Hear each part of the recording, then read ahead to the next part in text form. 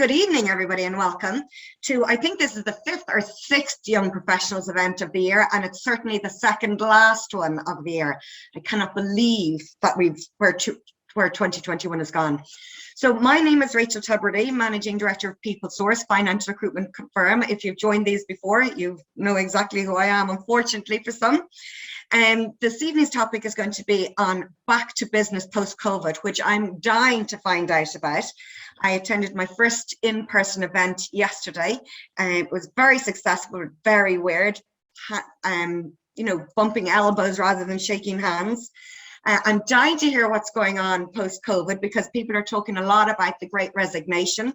I read an article in the Times the other day really calling it the Great Reflection, because people have had time to reflect about what is important to them in their job.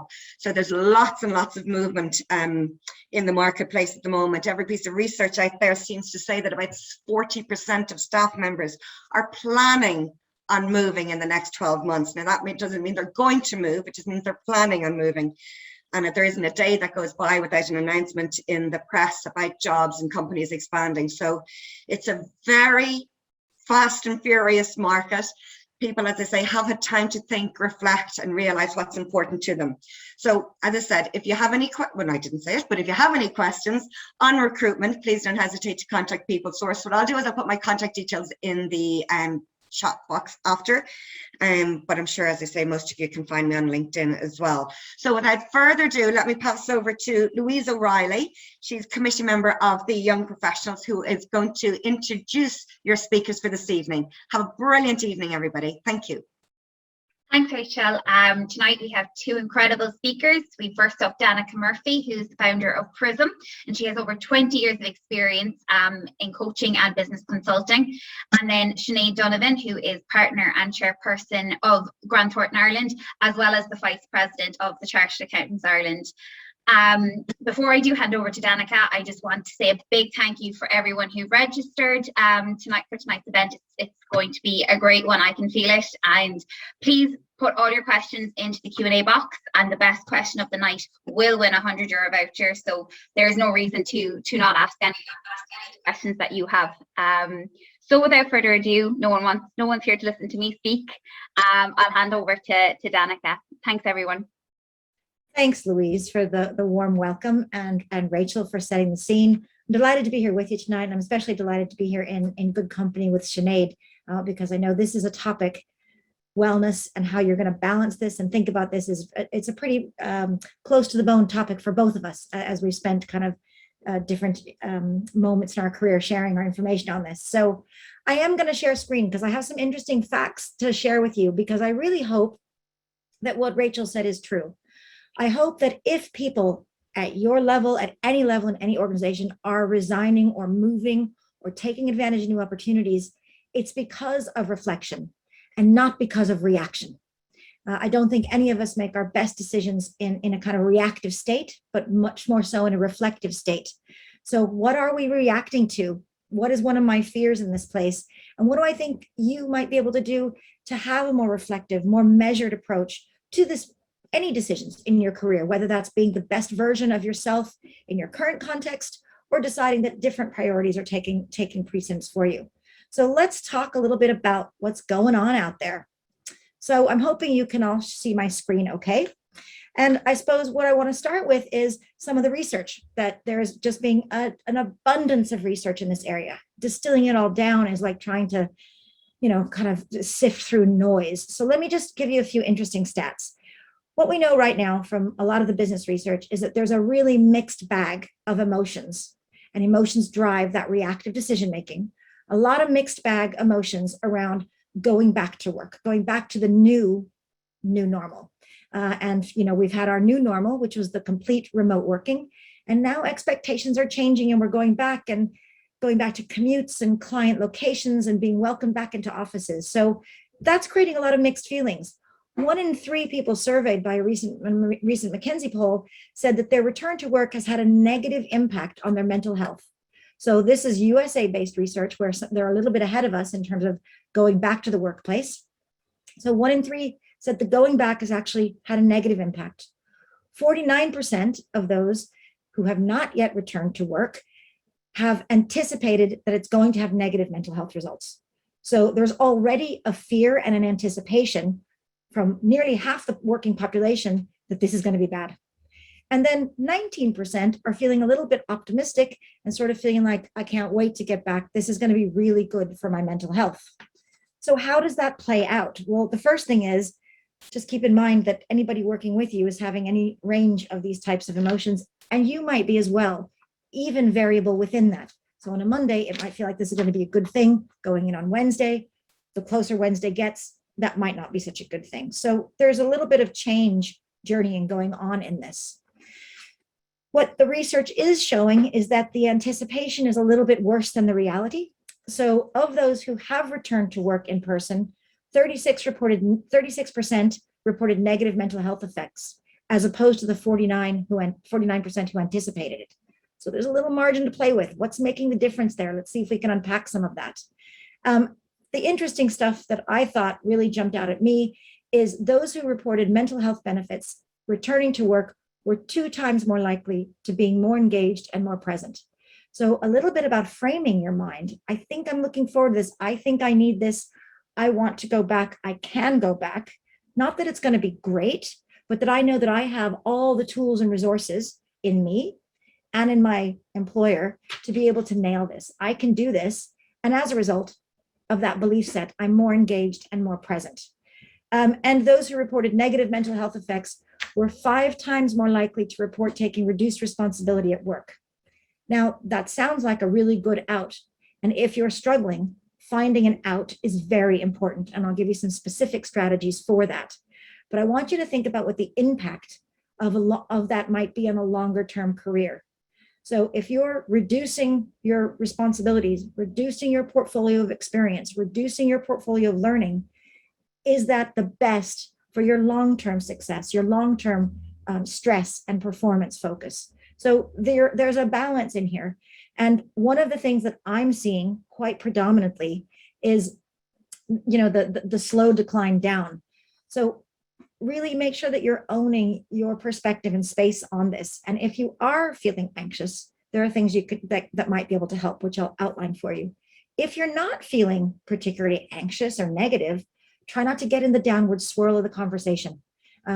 Choose different conversations because you can get sucked in pretty easily. And this is some of the impact it might have on you. So what can your employer do? What can your organization do about these? Well, they have some very specific responsibilities. Things like workplace safety, air ventilation, rotations, hybrid and remote work philosophy, if not policy. So, and the technology and tools to do your job. Those are things that are absolutely squarely on the table of your organizations to address and resolve for you. But what about you? Let's talk about what's in our control, because some of those things might not be directly in our control. And I want you to feel a little armed and dangerous after this conversation. So what is in your control? Well, we know that the first and foremost thing is awareness. Where are you in this little roller coaster of emotion and uncertainty that's going on? We know that it is the landscape of uncertainty that's creating the anxiety. The human system doesn't like uncertainty. We can't quite predict how this is all going to go. Am I going to be able to juggle my work schedule? How are the kids going to get to school? What about my commute? What about the lovely gym routine that I've now taken on? Is that going to go to hell in a handbag? So it's the uncertainty that's creating the stress and anxiety. So the first thing we can do is be aware of that and say, okay, am I worrying about things that I can actually control? So, for example, my gym routine. Well, if that's what I'm really getting stressed out about, then I need to just land on that and decide that this is a priority. And that does that create some clarity for me? It might not create certainty, but it can create some clarity. We also know that adopting micro habits to combat these stressors is very important. And finally, of course, is communicating concerns with employers or people close to you when they come up. We know that burnout is a phrase that's being used a lot in this context. And I suppose recognizing burnout, and burnout is just like, it's systemic fatigue. It's your alarm goes off and you throw your phone across the room. You can't face that client. You don't want to turn your camera on. It's an absolute exhaustion that is actually born out of stress as opposed to just not getting enough sleep. So recognize that if that's coming off and decide, How do you want to solve that problem? And things like setting really clear finishing boundaries, so not letting work just seep into your sleep. Reaching out to mentors has shown a significant impact in people's sense of well-being in the workplace. So as you're coming back, if you are concerned, think about who you can enlist as your mentor. I think what I'm hearing in organizations is mentors are very happy to be at your disposal because they want to keep retention, they want to keep you engaged. So think about that. Make sure that you are establishing some work-free space on your weekends, and that if you are having any type of mental health difficulty, anxiety, not sleeping, that you're speaking out about it, getting some help and some collegiate support. What can you do in terms of those micro habits? So this is really where I think the rubber hits the road and where you have absolute control. And it's a combination, it's a simple formula. It's how can I control what's going on in my brain, and how can I control what's going on in my body to try and enhance energy and resilience in this space. So I want to give you a few top tips. The first one is really trying to decide, where is your focus? So when your brain starts kind of going off piste, as I call it, that's what mine does sometimes. It goes kind of plays ping pong out in the forest, and it just goes completely off piste. And in that space, in that forest of ping pong balls, I have a really hard time making good decisions.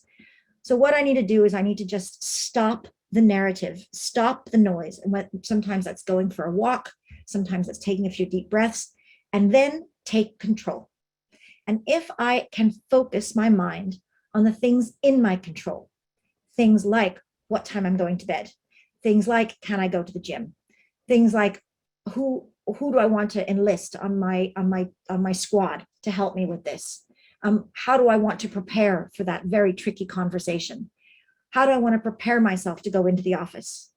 Those are in my control. And by focusing on those, it actually sends a message to my body that I'm in control. And then the body responds, and your heart rate comes down, and your anxiety levels reduce, and you get a lot more kind of oxytocin and other chemicals in your brain that are really good for problem solving. There's things I can't control.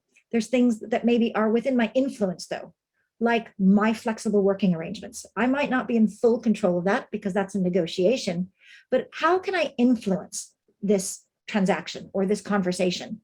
Things like the projects that I really want to be involved in over the next 6 months, and ones I don't want to be involved in over the next 6 months. They might not be my decision, but how can I influence them? Now, influence only happens through relationships. So this goes back to my mentor conversation a few minutes ago. Who's in your world? Who has your back? And who are the people that you can ask to help you as you want to try and influence some of these decisions, or even explore how to present your case, whatever those might be. So when we start to reach into the influence space, we actually have a double positive effect, because reaching out to others and asking for help actually reduces stress by releasing oxytocin. I mentioned oxytocin a minute ago, but it's the kind of connection hormone. And by asking for help and actually receiving help, we get bursts of oxytocin, and that brings down stress levels. So even though we might not be solving the problem, because we're reaching out to others to enlist support in solving, we actually create more space in our brain to solve the problem. And then there's all the rest of this stuff. There's, pandemic numbers, there's all the other things around the world that are going on. And that's just out there, out of our control. And it really helps if you can decide what you're going to focus on, as opposed to that noise out there, because that noise can get under your skin and distract you from the things that really can make you feel healthy and well. So having someone to help draw those boundaries, or I even keep this circle diagram near my desk. And when I find myself kind of getting a bit ping pong in the brain, I just look at it and I go, okay, hold on a second. That's everything else. Refocus, come back into the green zone. What's in your control? What can you do right now that's better for you? So the other thing about mindset is our belief about stress. We have a belief that stress is bad for us. In actual fact, stress is good for us. It's really good for our body. For instance, if you think of hunger, if you're hungry, you process food and digest and metabolize food much more optimally than when you're not hungry. So hunger is a stress. So trying to make sure that we're staying in this positive stress zone, that it's enriching, stimulating, producing creativity and productivity, as opposed to the kind that's waking me up at night. And just kind of recognizing that if you're stressed, there's a difference between busy and stressed. Busy is occupied, it's in demand, it's job security. Stress is my mental reaction to that. So trying to frame that as a little bit for yourself. And if you're like me and have trouble framing it sometimes, deep breathing and hydration are the two top tips I can give you about your body. So practicing, I use the Wim Hof method. It's a free app, and there's a paywall in it, but the Wim Hof method kind of gets you to take deep breaths. And in those deep breaths, sometimes I can find that green circle for myself. And I think as we look at burnout being one of the big drivers of mental challenge at work that's being articulated, it's amazing how staying focused on you and what's in your control can actually bring things back into your control. I mentioned hydration because being dehydrated increases levels of anxiety in your system, and just enhances all the different stressors that we feel aren't good for us. Also makes us more sensitive. Dehydration can increase mood swing and pain sensitivity. So we can feel slighted and insulted much easier when we're thirsty than when we're well hydrated. Sounds so simple, but there you go. I guess my final piece of advice to you is that your career is a wonderful thing, and it's a long game.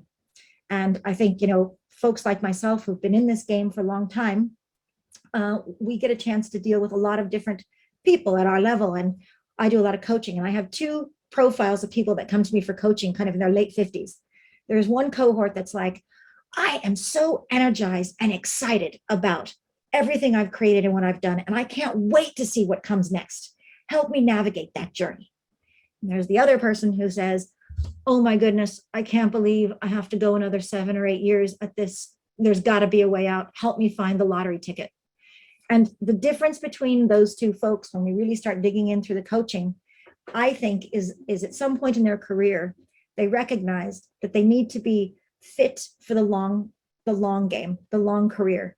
And the folks that really took that on and said that my well-being is not someone else's responsibility. It's not my employer's responsibility. I don't ever want to give that much control to anyone else. I want to keep control of that. And they've minded that and put those micro habits in their practice, tend to have a better sustained long-term result for their careers. Finally, you may not be able to control every situation and its outcomes. That's the wonder and joy and beauty of a diverse and active life. But you can control your attitude and how you deal with it. And by trying to stay focused in that green circle, what's in your control, I have found very helpful for clients over the years. I'm sharing with you one little cartoon there. It's, what's the bravest thing you've ever said? Asked the boy. Help, said the horse. And if you don't know that book, it's Charlie Mackey. It's a fantastic, whoops, there you go. It's kind of like modern philosophy in very simple snippets. Kind of helps bring a little peace to my ping pong brain sometimes.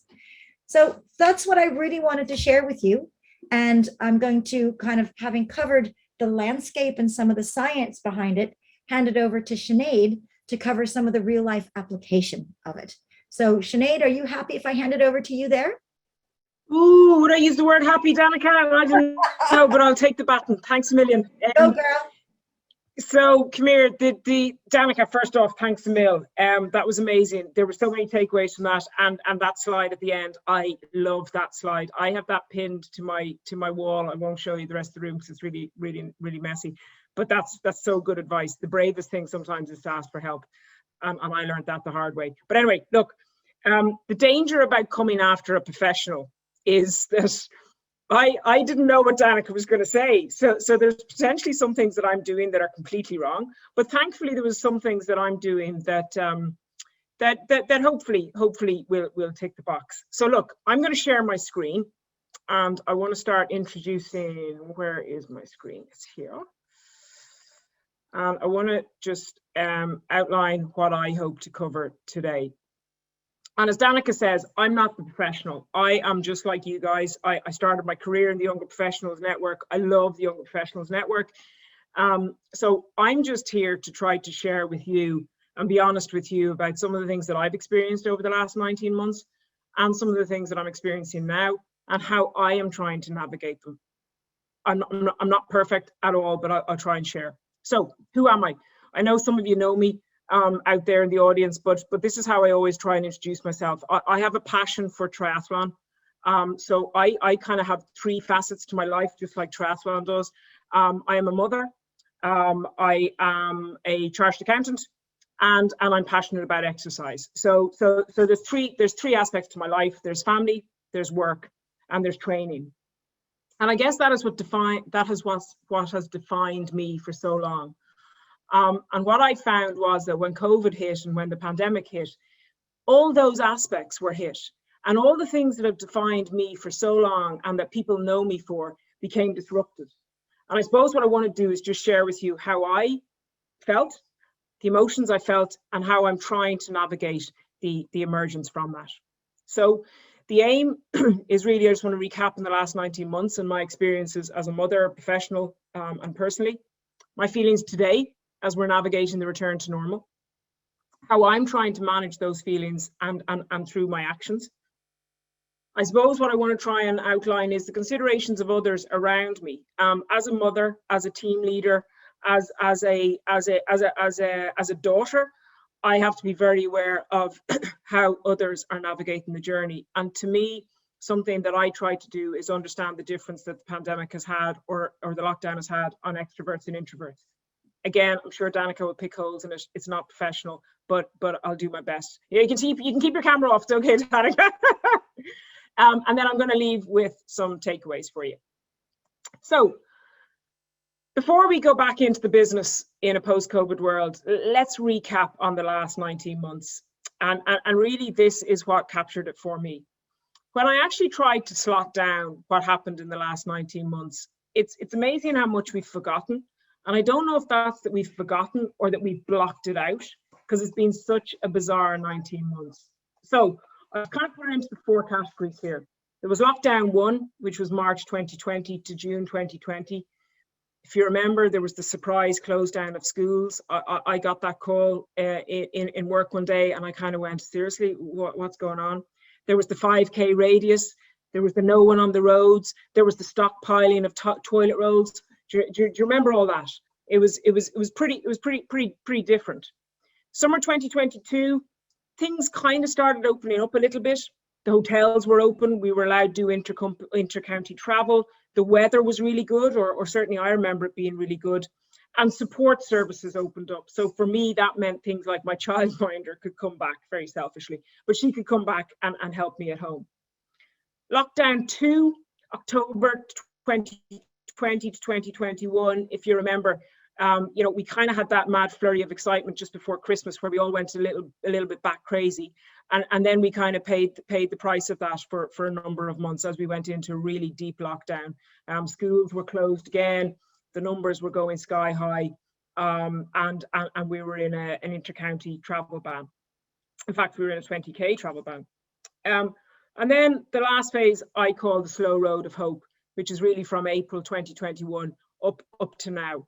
And as the vaccine rolled out, as the easings of restrictions, and to where we are now, which is, are we out of it? And I think we are getting out of it, but not completely there yet. So what were my emotions and feelings during that time? And why I go to this is, I think that goes to how I'm feeling now, and hopefully some of this will resonate with you. So look, lockdown 1, I'll be honest with you, there was a lot of change. As accountants, we are so not good at change. So that kind of, was hard for us all to deal with. One of the things I found very hard was parameters I had put in place for years and years and years and worked really hard to do, like make my home my safe place where I didn't have work, became completely disrupted overnight. And that was a real big one for me. Home and work were very distinct, and I had fought hard for that, but now suddenly home became my work and work became my home. I think there was that period of, okay, everything was changing. We were all madly multitasking. We were trying to navigate, homeschooling. I found that I kicked into the carer mode. I was caring for my kids. I was caring for my dad, who had just gone into a nursing home. I was caring for my team because we were all trying to navigate it. And really I went into care mode, and that was good. I like that. I like that, and I didn't really worry about myself. Summer, I remember summers being great, I have to say. We were all getting into the groove. We had the benefits of working from home. The weather was nice, as I say, it was great. I had my childminder back, so everything was lovely. We got out to hotels and things were kind of okay. And that is key to remember, because that's a place I need to go back to now to remember what was good about the lockdown. And I'll come to that later, because there were good parts for me about the lockdown, and I need to make sure I replicate that in my life. Period 3, lockdown 3. Look, I think that's where it all started getting, or lockdown 2, that's where it all started getting a little bit grim. Certainly I struggled.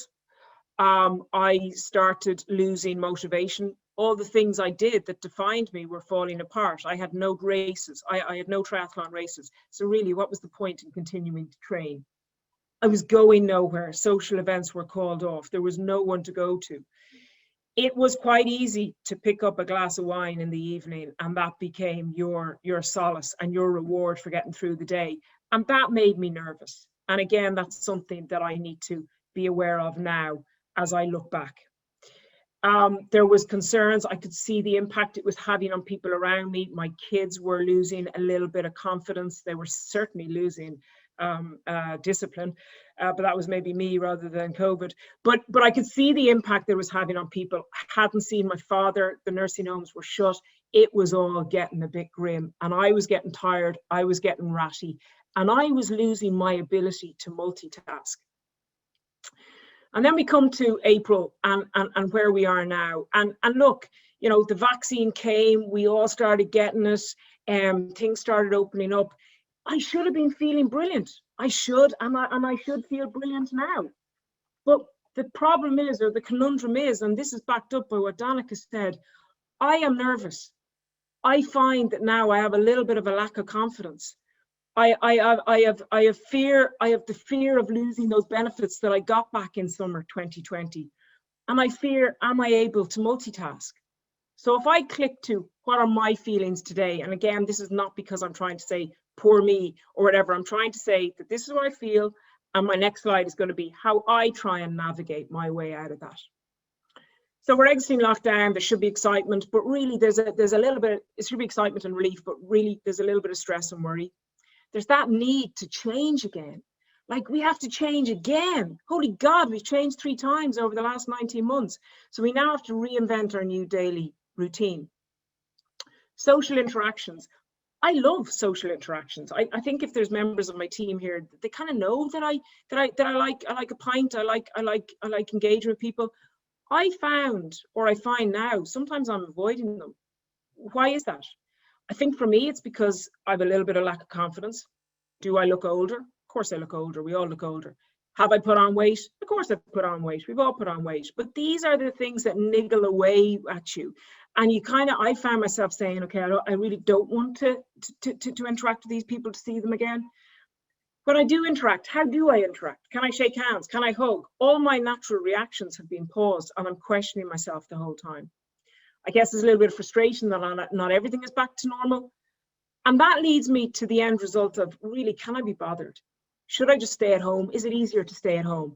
There's resentment. COVID has robbed me of time with my dad. It's robbed me of some life experiences and celebrations. It's all SHIT. Or is it? And that's where I need to stop myself and say, do you know what? It's not necessarily all SHIT. So what works for me when I get into that mood, and I do get into that mood, I have to stop the negative spiral.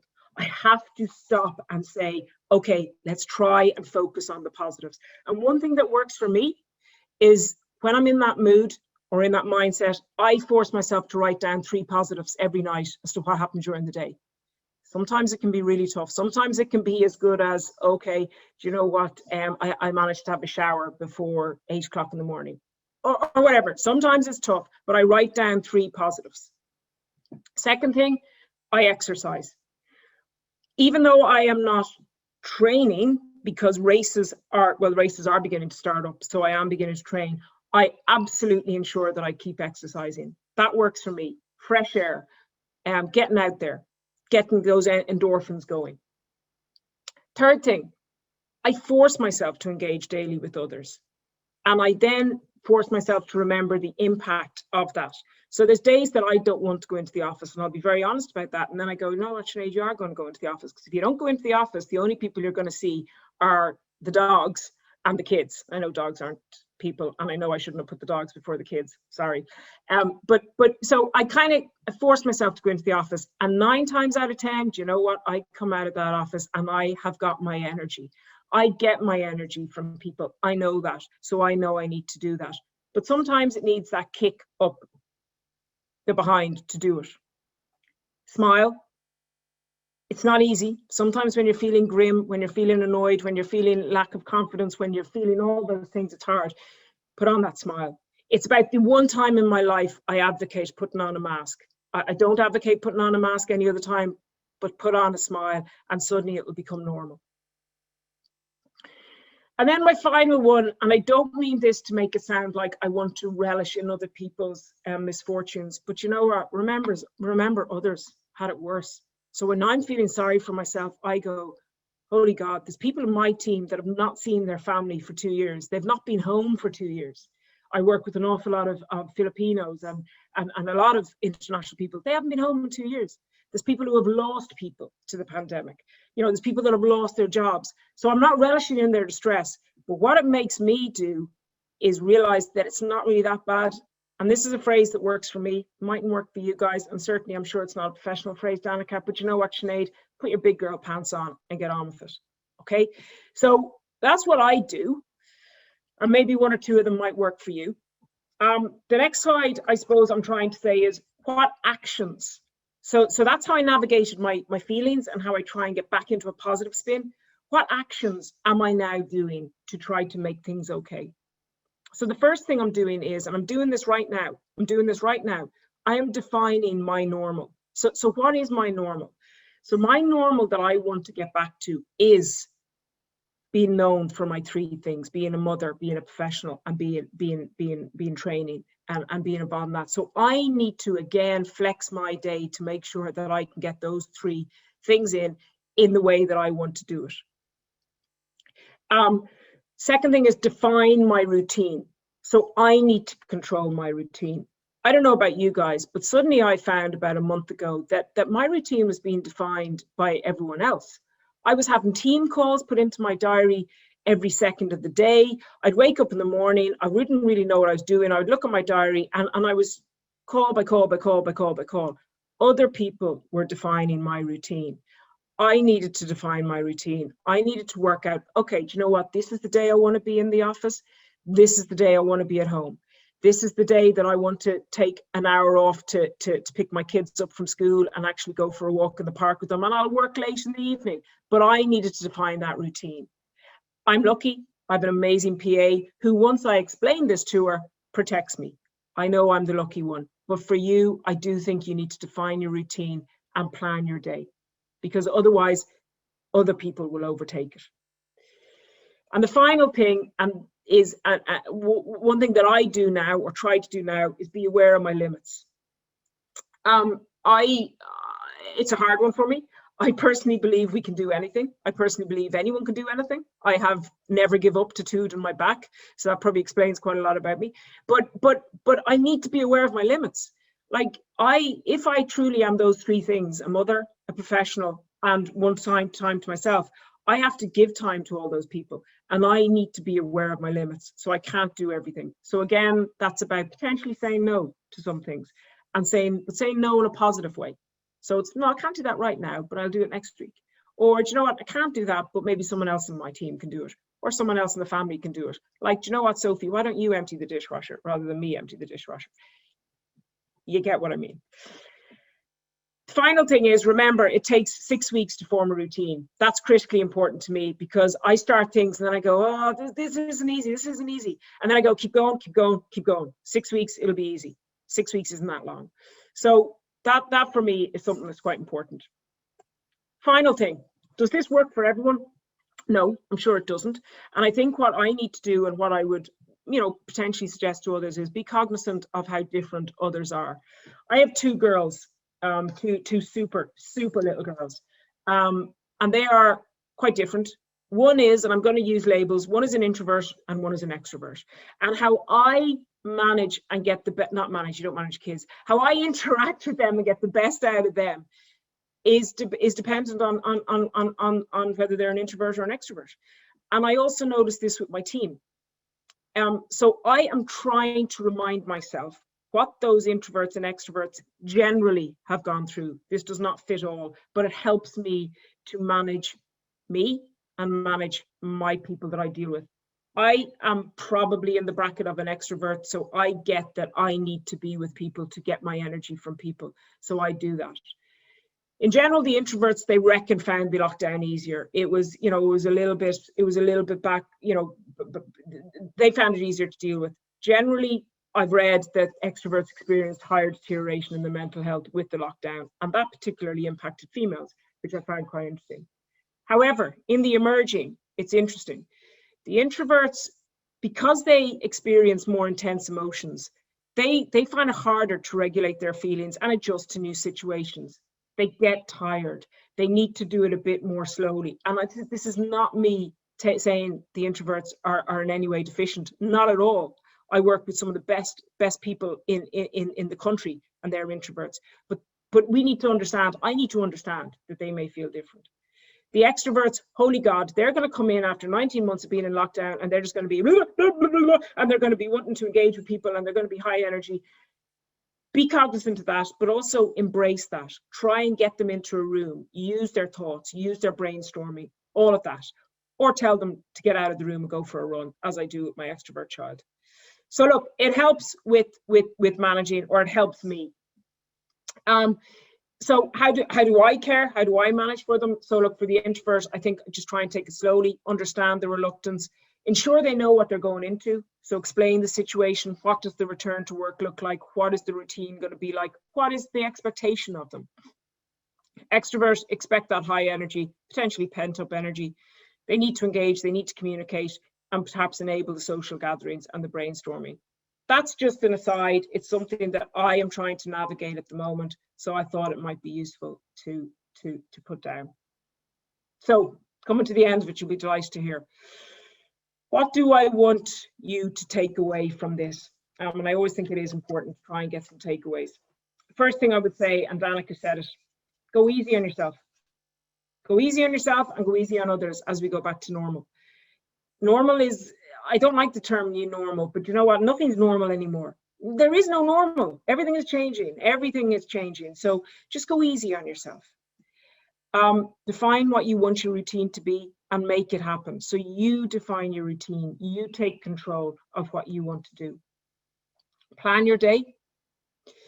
Be aware that everyone is different and everyone is experiencing different things, and try and flex to that. Control the controllable. Danica, I didn't know you were going to say that, but I love that. Control the controllable. It's the best thing. Do you know what I am going to do? I have 2 minutes. I'm going to tell you a story. One of my heroes is an Irish lad, and he won you do 10 Ironmans in 10 days consecutively. And he won the championship of that about 3 years ago. No, longer, 6 years ago.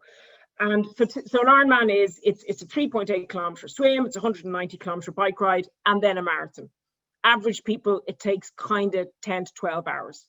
So he did one of them every day for 10 days.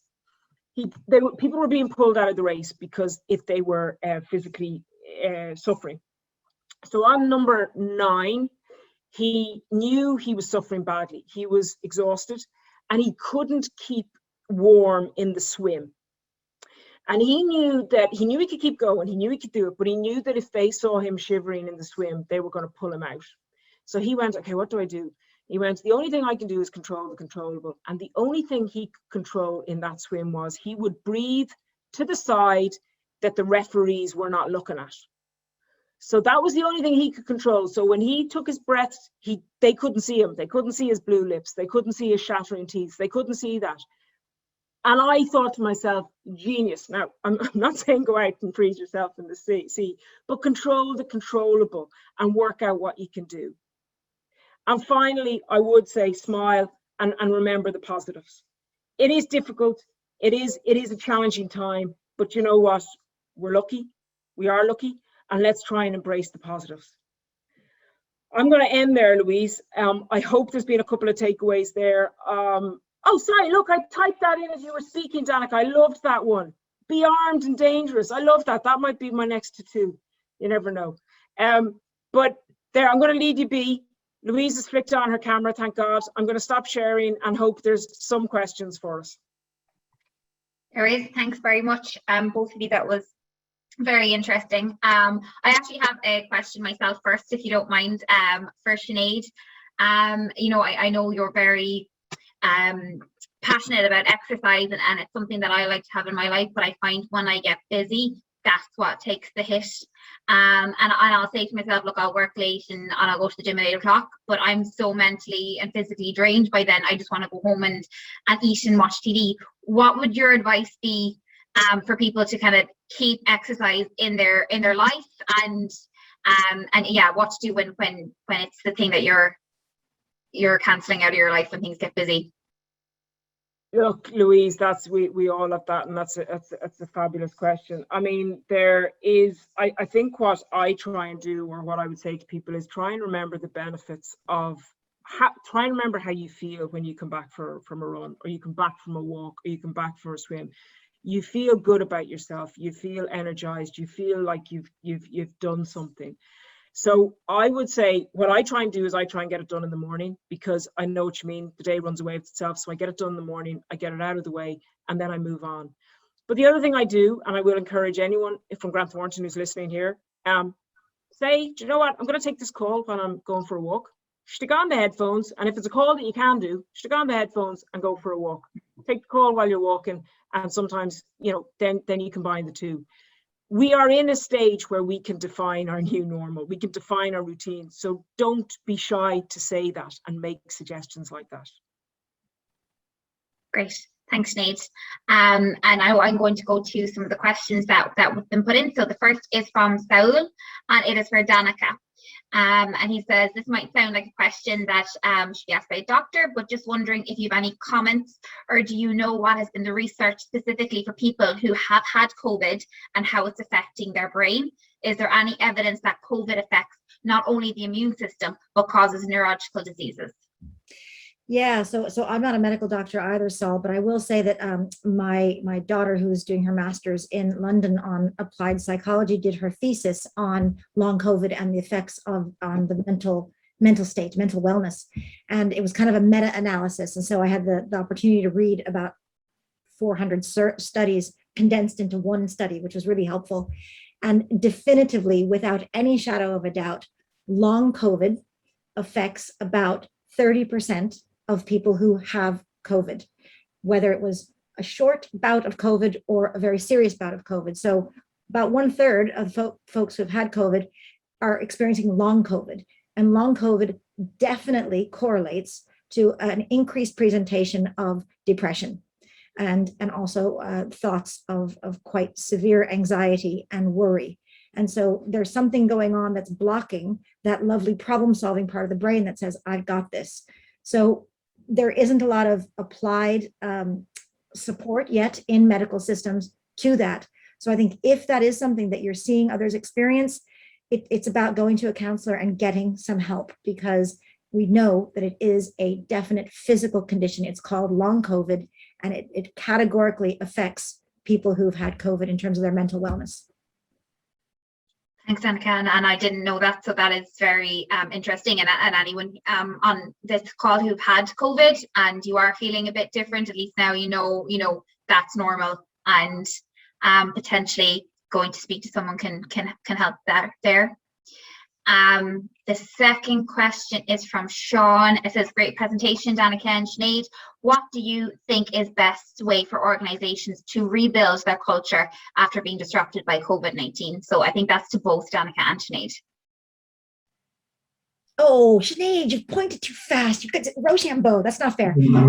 I'll answer it first, and then I'll hand it over to you, because I think this is a big challenge that you're having with your own teams and stuff, Sinead. So what I'm seeing other organizations do, and this is coming to life in your organization as well, but in the first thing that we have to do is talk about culture, and bringing people together to talk about culture and about what behaviors can we celebrate that we learned new capabilities that we adopted over this period of uncertainty and navigation that you really lovely outlined warrants some recognition. So let's first celebrate what we've been able to do and then translate that into what we want to be.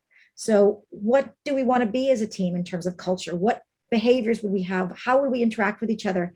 And how do we want to just hold each other to account when we slip off? So if I'm having a bad day and Sinead knows that I want to model positivity, for example, and I'm just coming to a meeting and I'm snarky, that Sinead can pull up afterwards and go, hey, that wasn't the you that I know you're trying to be. What's going on? Can I do something for you? So there has to be a real clear understanding of what culture is at a behavior level.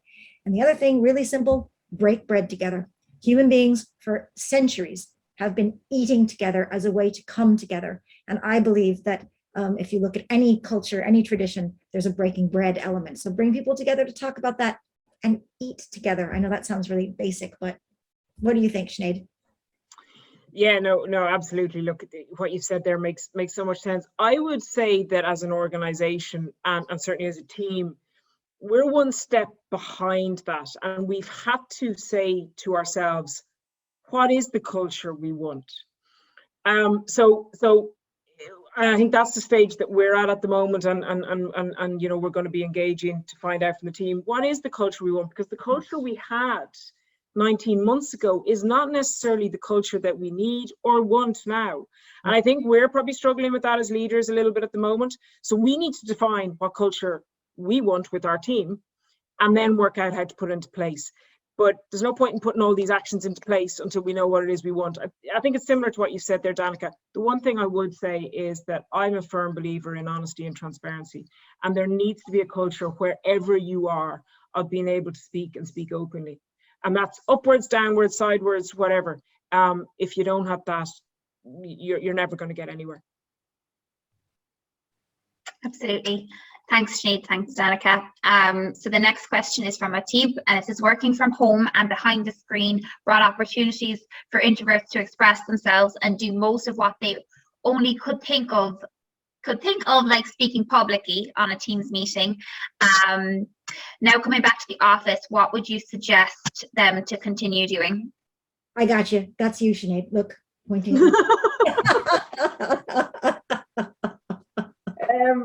So sorry, you broke up a tiny bit there, Louise. Now that they come back to the office, what do we suggest that they continue to do? Is it?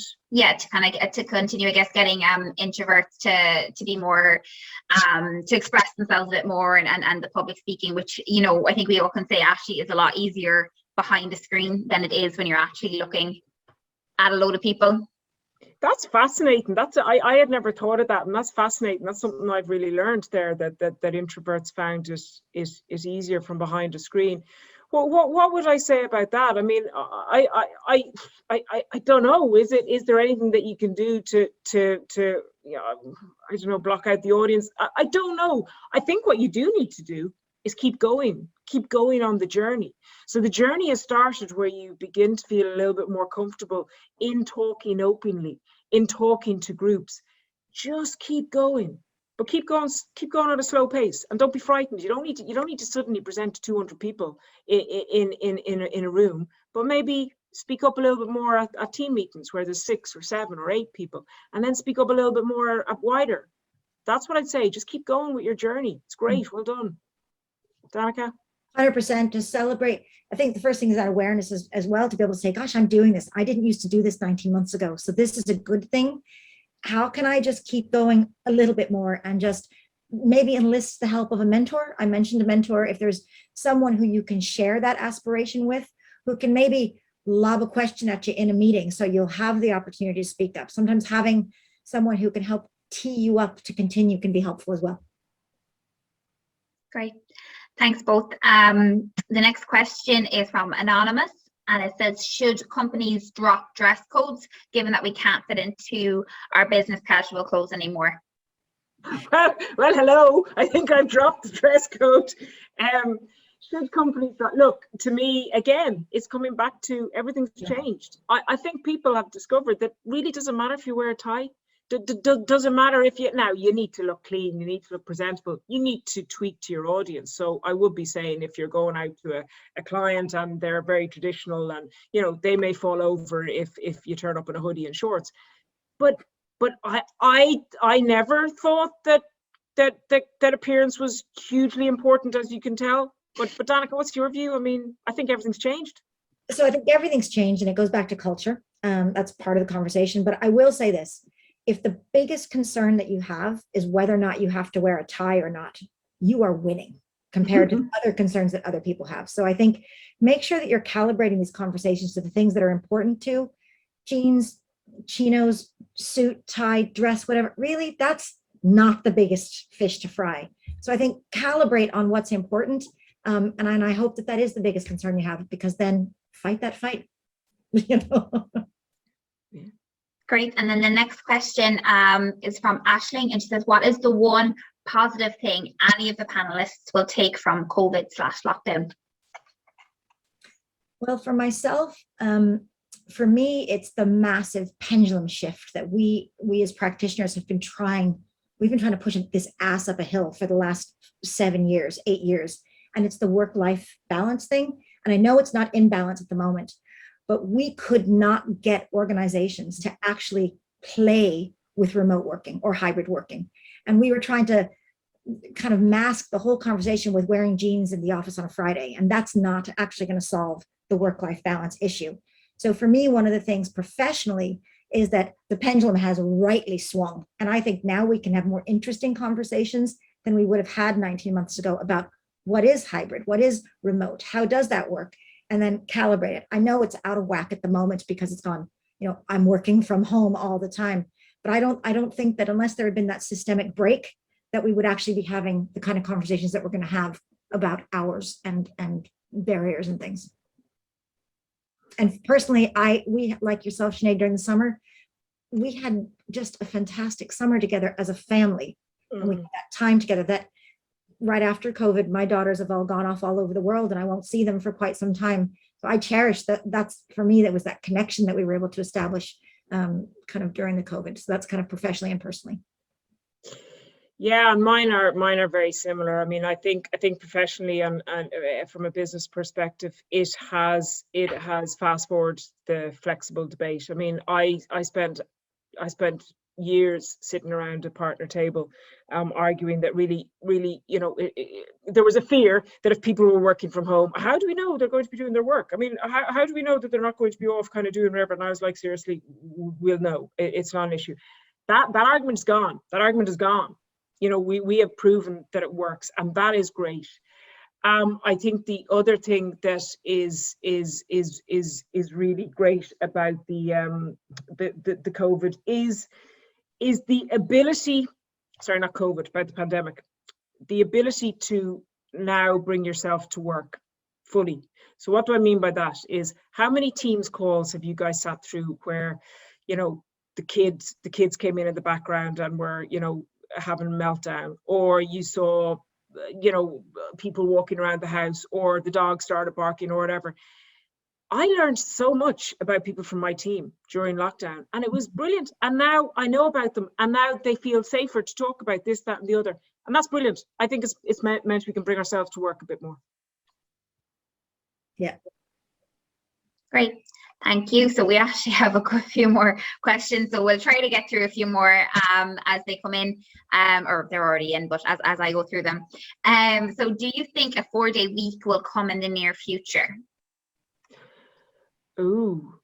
I think you have to be careful when you start trying to get someone else to set your work boundaries. And I don't know, economically, I think it can sound great to have a 4-day week, but in terms of long-term career prospects, does that make Ireland an attractive place for investment and workforce? And, when I have global companies and they talk about, for instance, opening operations in France, the first thing they go is, I'm not sure that's a good idea. The French are hard employment laws. So they'll take some of that opportunity elsewhere. I'm not sure that that's, again, the right place to start the argument, in my own opinion, working for global companies. I think the balance can be struck better in different ways than having it legislated. That's just my opinion. Yeah, I would personally agree with that. I think if it's legislated for, unfortunately what will happen is we'll all have to try and ram 5 days into 4 days, which will make people even more stressed. I think the best thing that we can, it needs to come from you to your employer, and it needs to be a joint decision and navigated jointly rather than it being legislated from government. I don't think it's going to happen. I'll be honest with you, whether I want it to happen or not, I don't think it's going to happen. Perfect. The next question is from Savneet, and she says, first of all, a big thank you for the session. It was really insightful and relatable. The question is it difficult and different to develop work? Sorry, is it difficult and different to develop work relationships remotely, especially for those who've started the job virtually? Turning on cameras is helpful, but given that many of us are feeling the digital fatigue, how would you suggest that a young professional navigate this challenge? So this is a big one. And I don't know if any of you follow a gentleman named Kingsley Aikens. Kingsley is, he's just a fantastic gentleman first and foremost, but he does a lot of work on networking. And he has great little YouTube videos, Kingsley Aikens. And he just released a video today where he was talking about some research on the effect of the pandemic and COVID working conditions on personal networks. And our networks have shrunk. Now, not so bad for women. Interestingly enough, women have expanded their networks or held them firm, but men's networks have shrunk over the pandemic because it's just an awful lot of effort to build those relationships, and maybe the way that those conversations normally happened aren't happening for men in particular. But in terms of developing those relationships, the one piece of advice I have to anybody at the early stages of their career, so 0 to 5 years, you have to be visible. You have to enrich yourself by attaching yourself to mentors. You have to get a profile and a visibility for the things that you're doing. And I don't think that can happen exclusively on screen. We're just not there yet. I'd like to say it's agnostic, and absolutely, I think there still is going to be unconscious bias around the people we can connect with, eyeball to eyeball. And so I think just recognize that and make sure that you're prioritizing the time that you're in the office to build those relationships. So not because you have back-to-back meetings, but because you actually have time to be with peers and colleagues and have those looser conversations. I think those relationships are really important. And everyone has camera fatigue right now. So again, it's just deciding. So I've gotten very conscious about asking clients, do you want a good old-fashioned phone call, or does this have to be on screen? Do you feel it would be better on screen? And I take their guide. I'm in the client service business, so I have to take their guide. That's the business you've chosen to be in. So we have to kind of run with that a little bit too. What do you think, Sinead? I can't add to that, Danica. That's perfect. Absolutely perfect. Great. Look, it's 9 o'clock, but there is a couple more questions. I might just cut it to 2 more questions, and hopefully we can wrap up by 5 past. The next one is just from Maeve, and it says, by defining your routine and taking control of what you want to do, is it normal to be fearful of saying no, and then this giving the wrong impression to your employer, especially as a trainee? However, by not saying no, you run the risk of burnout. Any advice here on how to draw the line?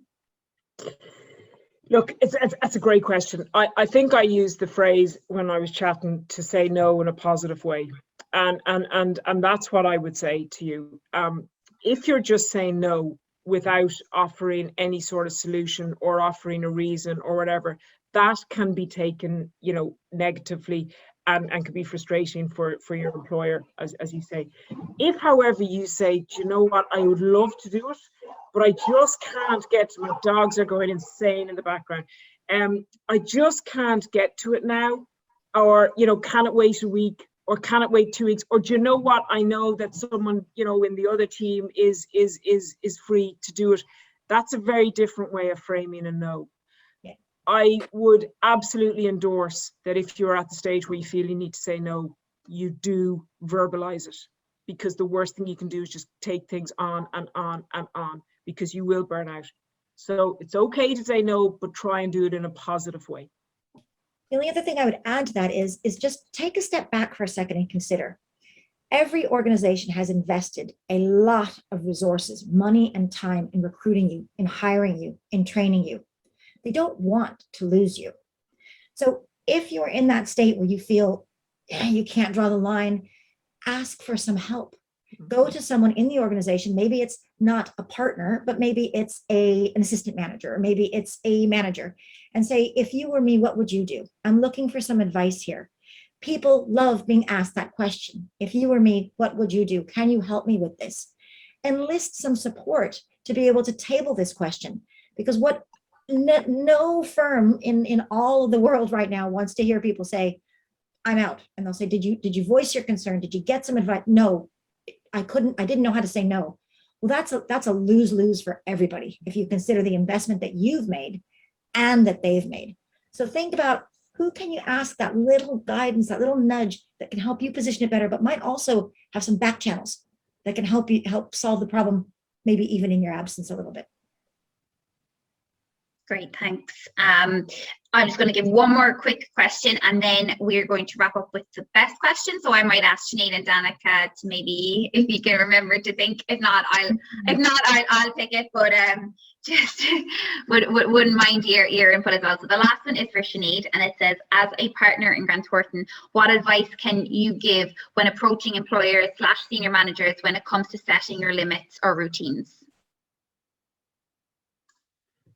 Gosh, I mean, I think it's relatively similar to the no discussion we just talked about there now. I would identify, I'm not going to say the right person, but the person that you feel safest to go to. I think who you go to first is really critical, because if you've got a really big scary person that you know is going to say no, there's no point in going to them, because that's just going to be negative for everyone. Try and identify a person that you can go to. Maybe, get them on side, get them to understand what the issue is, and then they will help you with how to get that question going. Does that make sense? I hope that makes sense, but there will be somebody higher above you that will understand, that will know, and will advise you how to ultimately ask the top person. If you're in my team, come and talk to me. It's not a problem. I think an analogy that might be helpful for people too is, if you went out and spent 250 grand on a car, a really nice car, and you knew that the only way that car was going to hold its value for the next 20 years was if you put a certain type of fuel in it every other day. Well, I can guarantee you that come hell or high water, you'd get in that car and you would drive it to that special magic petrol station, and you'd put that special magic fuel in it every other day without fail. If you'll do it for a car or something fixed like that, this is the only one of these that you're going to get. This is not a dress rehearsal. This is the game. This is the long game, and it's yours. This is way more important than any asset you can buy. And so I just think kind of having that perspective makes you just ask questions a little bit differently, and makes you prioritize things a little bit differently. So I think it's okay to say, I need to log off because I have to go for a run. I need to go do something and take care of something, and then I'll be back. If it was that car in your driveway, you would do that so that you could drive it to put that magic fuel in it. So just kind of value yourself like that. I think it's really important for the career to be sustainable and to be joyful and engaging. You're going to need that. Perfect. I think we'll wrap it up there. There is a couple of more questions. I think we could have gone on all night talking about this, because it's been very insightful and very interesting. So thank you both. Do either of you have a favorite question at the end of this, or anyone that stood out to you? I liked Atib's question about, Atib, it's obvious that you've learned something about yourself over the COVID. Yeah. And I really like that forward-looking aspect of the question, going, how do I keep this? How do I, build on the good thing that I've got and get the opportunity to continue to profile it? So I don't know if that question made me kind of happy. It made me kind of think forward-looking. So for me, that was kind of a little like, yay, questions. That was my favorite. Nice one. Go for it. Absolutely. Yep. But what I will say is to everyone that put in questions, thank you, A, for listening, B, for taking the time to put in the questions, and C, for having the bravery to put in the questions. Thank you. Absolutely. Yeah. All right. Thanks very much, everyone, for joining, and have a great long weekend. Anyone down in Cork, I might see you out for the Jazz Fest. So that sounds like magic. Great. All right. Thanks, guys. Very good, guys. Have a good one. Good Thanks. seeing you, Sinead. Always good chatting. See you later. Bye.